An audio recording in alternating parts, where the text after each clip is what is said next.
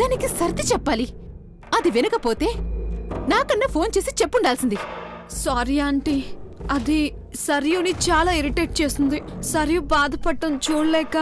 నోర్మయ్, అలాగే వదిలేసుంటే బాధతో పోయిండేది. ఇప్పుడు చూడు, ప్రాణాల మీదకొచ్చింది. ఒక్కగానొక్క కూతురే, దానికేదన్నా అయితే నేనేమైపోవాలి?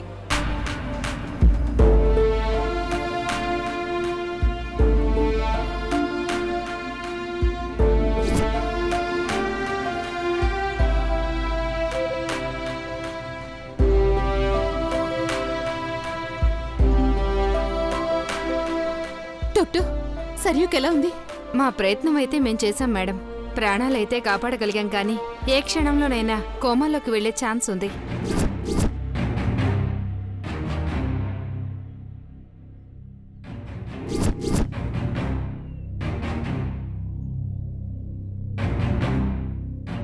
మీరు వెళ్ళి చూడొచ్చు, కానీ తను మాట్లాడే పరిస్థితిలో మాత్రం లేదు. వెళ్ళి చూడండి.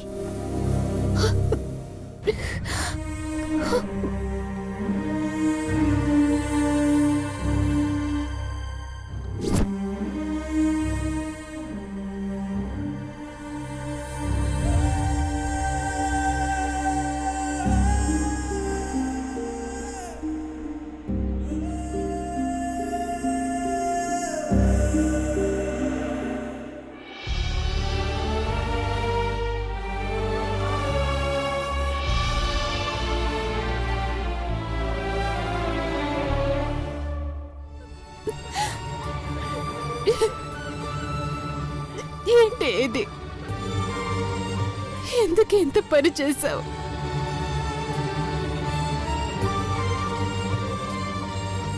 ఏంటమ్మా, ఏం చెప్పాలనుకుంటున్నావు?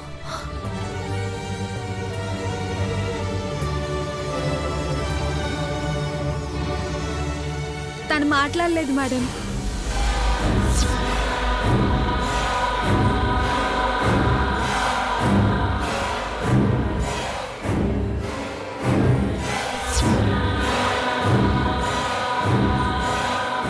సిస్టర్, పెన్ను పేపర్ ఇవ్వరా?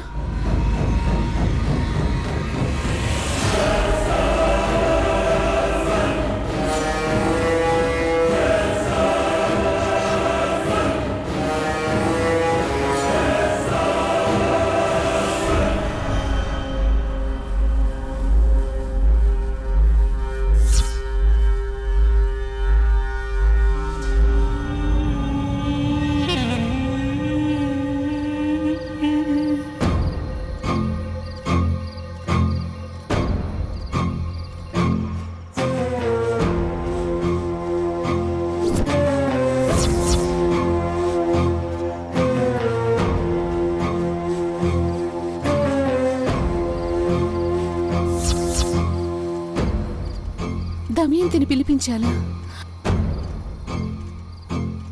ఇప్పుడెందుకమ్మా?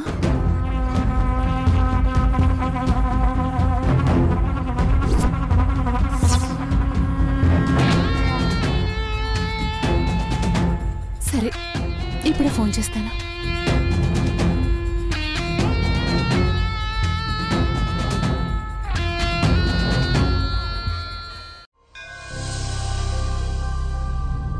దమయంతి, సరియు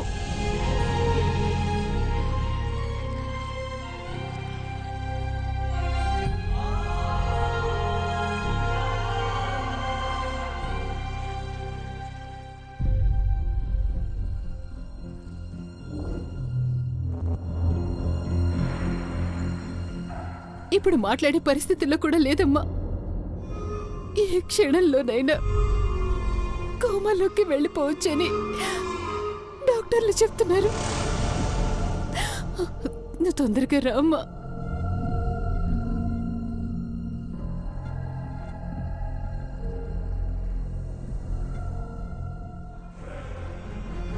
దమయంతి వస్తుంది సరియు.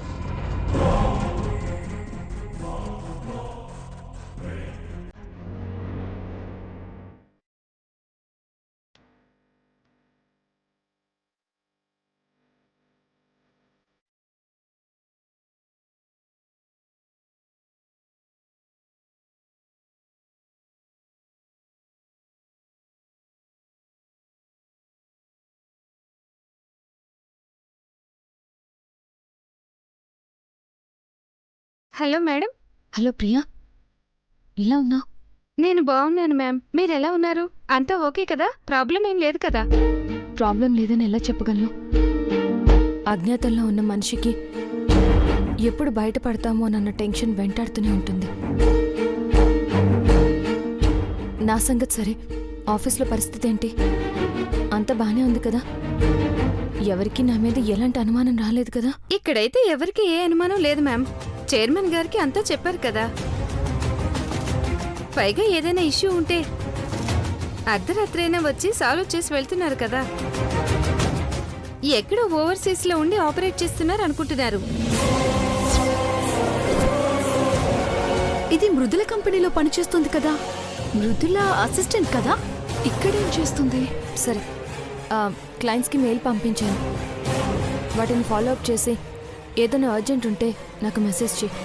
అవసరమైతే లేట్ నైట్ అన్నా వచ్చి సాల్వ్ చేస్తాను, సరేనా? ఓకే మ్యామ్, మీరేం టెన్షన్ పడద్దు. ప్రాజెక్ట్ మేనేజర్స్తో మేనేజ్ చేయడానికి ప్రయత్నిస్తాను. ఇంకా ఏదైనా ప్రాబ్లం ఉంటే అప్పుడు మిమ్మల్ని కాంటాక్ట్ చేస్తాను. కానీ ఎప్పుడు మీ ప్రాబ్లమ్స్ సాల్వ్ అవుతాయి? ఎన్ని రోజులు ఈ అజ్ఞాతవాసం? తెలీదు ప్రియా. మధు గారిని చూడకుండా నా కుటుంబానికి దూరంగా ఉండలేను. ఈ సమస్యలన్నీ పరిష్కారమై మళ్ళీ నాలా నేను అందరి మధ్యలో ఉండగలిగేంత వరకు ఈ అజ్ఞాతవాసం తప్పదు. జాగ్రత్త మేడం. మీ ప్రాబ్లమ్స్ అన్ని తొందరగా సాల్వ్ కావాలని కోరుకుంటున్నాను. Okay, thank you, bye.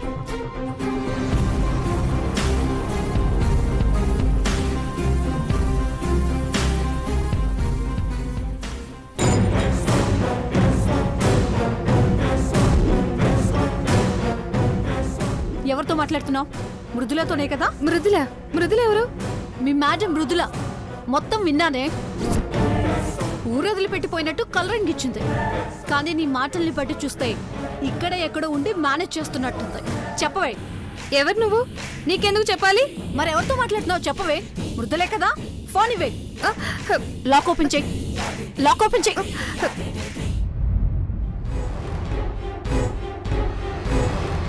అయినా మృదుల ఎవరో నాకు లాక్ తెలీదు. ఓపెన్ చెయ్యి. నా ఫోన్ నాకు ఇచ్చేయ్. నాటకాలు ఆడొద్దే. మృదుల కాకపోతే మేడం మేడం అని ఇంకెవరితో మాట్లాడతావే? అది నీకు అనవసరం. మరి అదగా లాక్ ఓపెన్ చేయి. మామూలుగా అడిగితే నీ చెప్పవే. రా.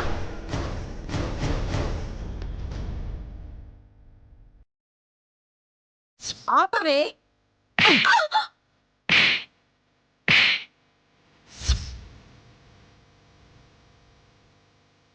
ఇది ఇంకొక క్షణం కూడా ఇక్కడ మన మధ్య ఉండడానికి వీల్లేదు. ఏయ్, పోవే బయటికి.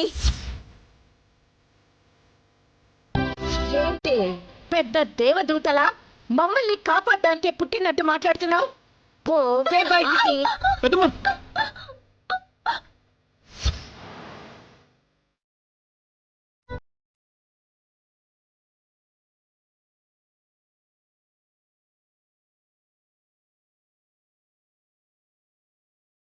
ఎక్కడ మొదలైన జీవితం ఎక్కడికి వెళ్తుంది?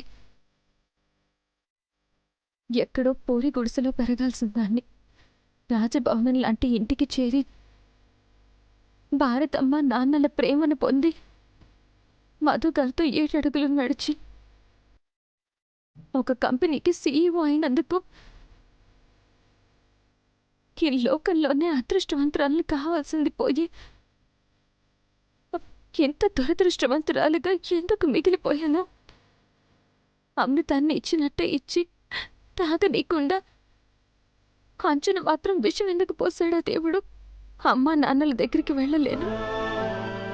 అత్తయ్య మనసులో చోటు లేదు. గుండె నిండా నా రూపమే ఉన్నా భర్త ఎదురుగా నిలబడే అవకాశమే లేదు.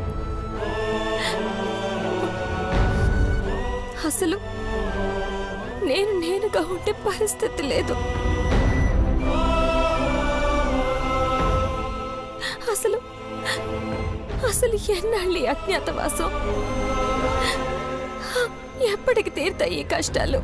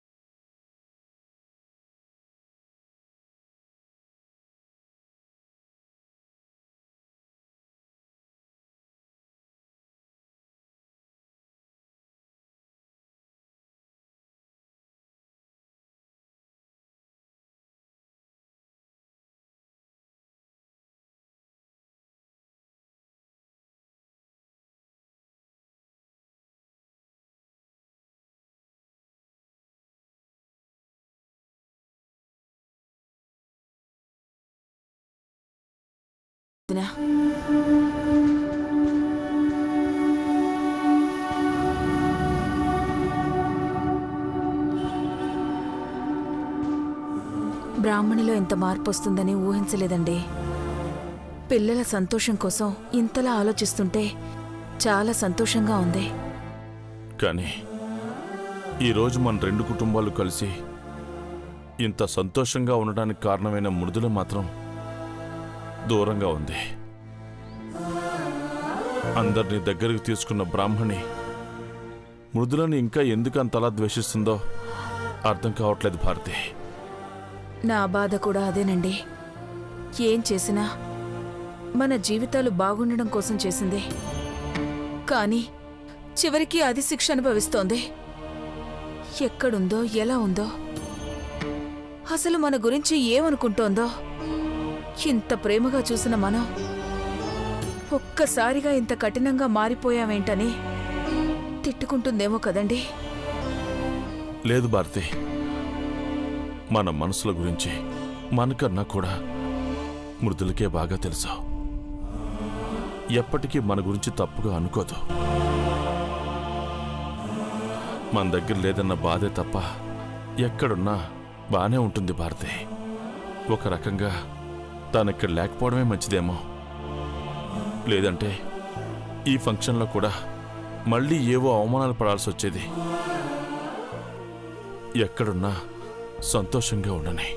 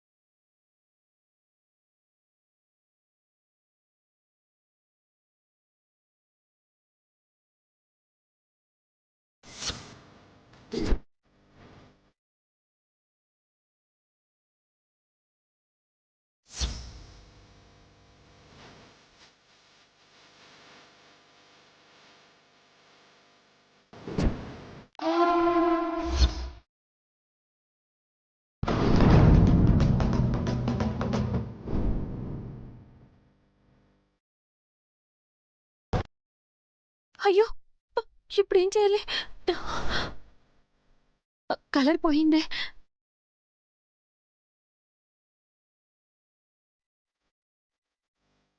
సంపంగి,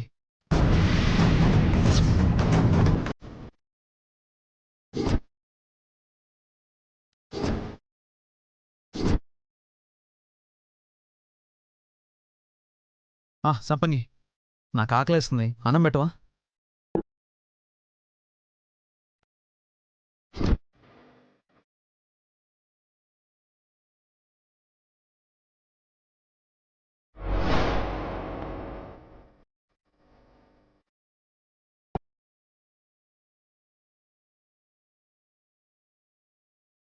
సంపంగి,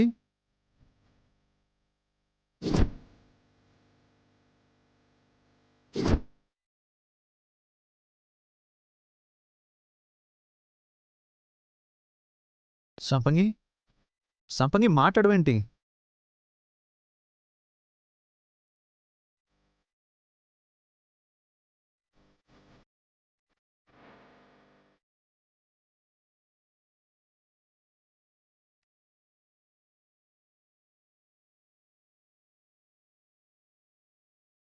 సంపంగి,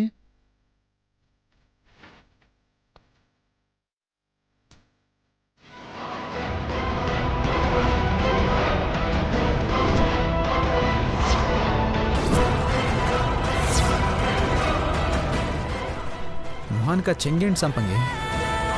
దాగుడు మూతలాడుతున్నావా?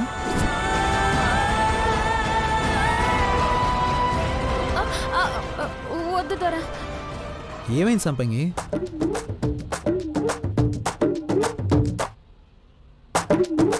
ఏం లేదోరా, అది ఈరోజు శ్రావణ శుక్రవారం కదా, పూజ చేసి పలారం తినే వరకు మొహం ఎవరికి చూపించకూడదు దొరా. ఇది మా గూడెం ఆచారం.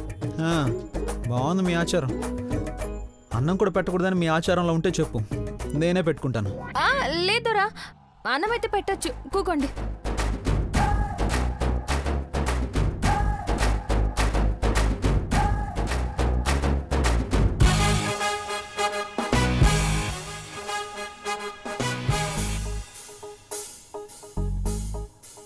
చాలు చాలు.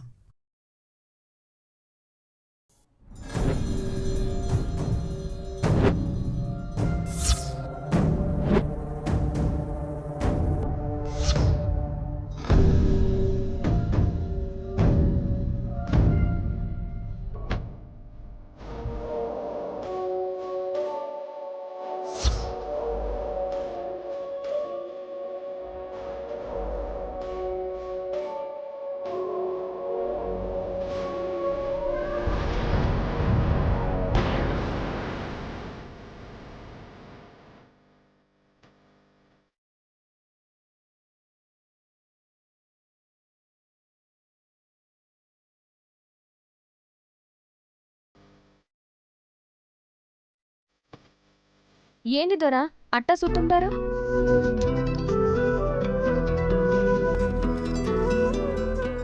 ఒక్కొక్క చేతి వంటకి ఒక్కొక్క రుచి ఉంటుంది సంపంగి. ఎంత బాగా వండినా ఒకే వంటని ఇతరు వండితే రుచిలో కొంచెం అయినా తేడా ఉంటుంది. కానీ ఏంటో నీ చేతి వంట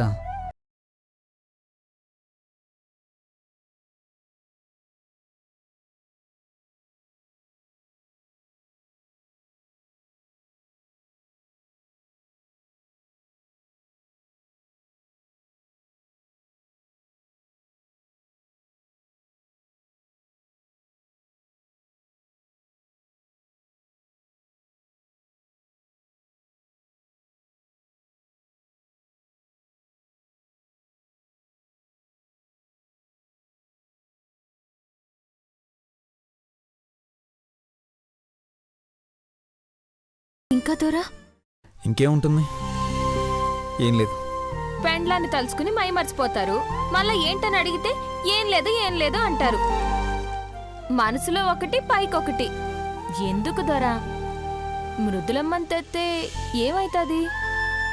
నాకు మీ ఇద్దరిని చూడాలని కోరికగా ఉండదు దొరా.